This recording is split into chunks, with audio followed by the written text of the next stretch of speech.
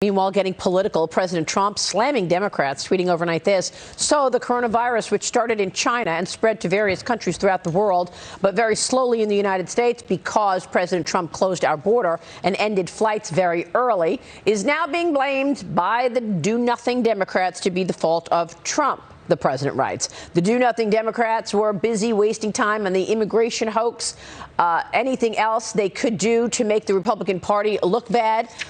While I was busy calling early border and flight closings, putting us way ahead in our battle with coronavirus. Dems called it very wrong, the president writes this morning.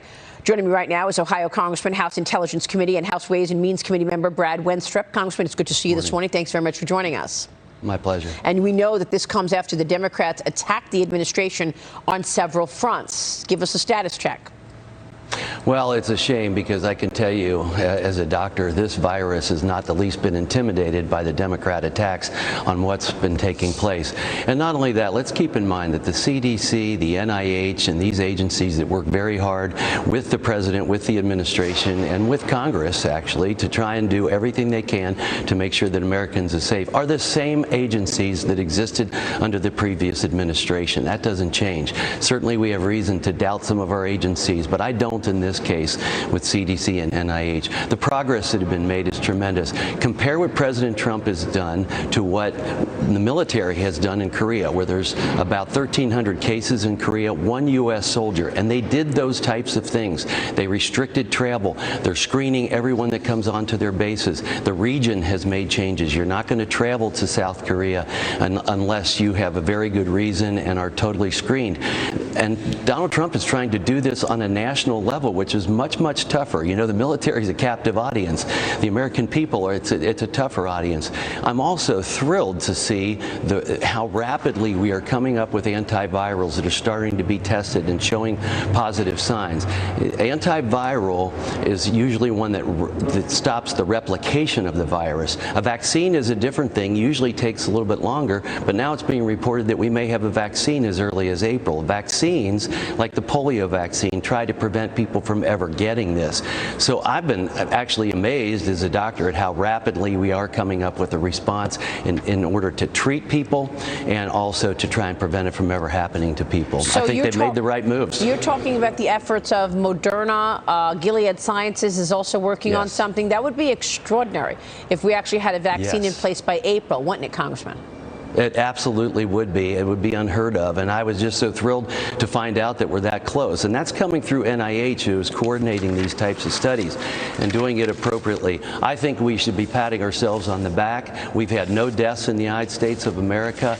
We are leading the world in this, as we usually do. And I think that we should be praised for it. And it's a shame that some people are trying to turn this into a political event. And you know what? When they're doing it, they're not offering any solutions. They didn't say what they would have done better.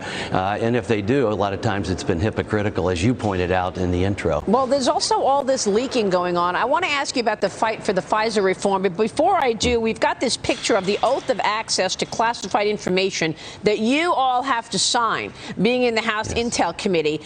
You have to sign that you are actually going to keep the classified information that's coming into the committee. And yet it keeps showing up in the New York Times, Congressman. Yeah, it certainly does. And you know what? The staff has to sign that as well. So where are these leaks coming from? And we saw it so blatantly. Well, we've seen it over the last 3 years, obviously, but nothing more blatant than what we saw a couple of weeks ago. And so I like to point that out, and I would like to have everybody maybe re-sign it. Let's do it publicly and let everyone know that if there's a leak, this is where it's coming from, and these are coming from people that took the oath. We know where it's coming from. Where's it coming from, You don't have to look very far. Where's it coming from? It's coming from the other side of the aisle because it's been constant. Adam Schiff? Well, I can't say directly, but, you know, one of the things that somebody proposed is maybe we all need to get on a lie detector and see where people come out on that, or get some people under oath, because it's a problem. But I will say this about Mr. Schiff. He's not addressed it. He's the chairman of the committee, and he has not said this is terrible and it's got to stop. He hasn't said one word about it, as far as I know, publicly, and he certainly hasn't said it in committee. This is a huge problem. I take this stuff seriously. Maybe maybe it's the military side of me, of course, but, you know, loose lips sink ships, and they don't seem to care about that because more things just keep getting out, and they try to do it to their advantage. You know, I even hear people talk about their responsibility to talk to the press. Well, we're supposed to be the committee that's rarely seen and never heard from. Well, the other issue was the fact that Adam Schiff has been out in front telling us that President Trump colluded with the Russians, and he said for 3 years it was in plain sight, and there's no accountability there, and yet he's the head of the Intel Committee. Let me ask you about the fight for a FISA reform. The president's critics are delaying an update to the FISA bill. California Congressman Zoe Lofgren had been preparing 5 amendments to the FISA law, but ranking House Democrats say that the changes would disrupt months of negotiations. We know that there's a problem with the FISA court and the FISA warrants that were taken against Carter Page. The DOJ has already told us that 2 of the 4 warrants that allowed this government to spy on Carter Page were unlawful, Congressman. Right. First of all, let me thank you, Maria, for the fine job you've done over the last few years of bringing this to the American people and let them become aware of the abuse that has taken place. Thank you. You highlighted, yeah, you're welcome. Thank you very much. You highlighted it very well, and I hope you continue that charge. But we need to have reform within the FISA court. There's no doubt about it, and this should be a simple thing. You know, I say often in the military, we have the Uniform Code of Military Justice. Apparently, we need a Uniform Code of Bureaucratic Justice.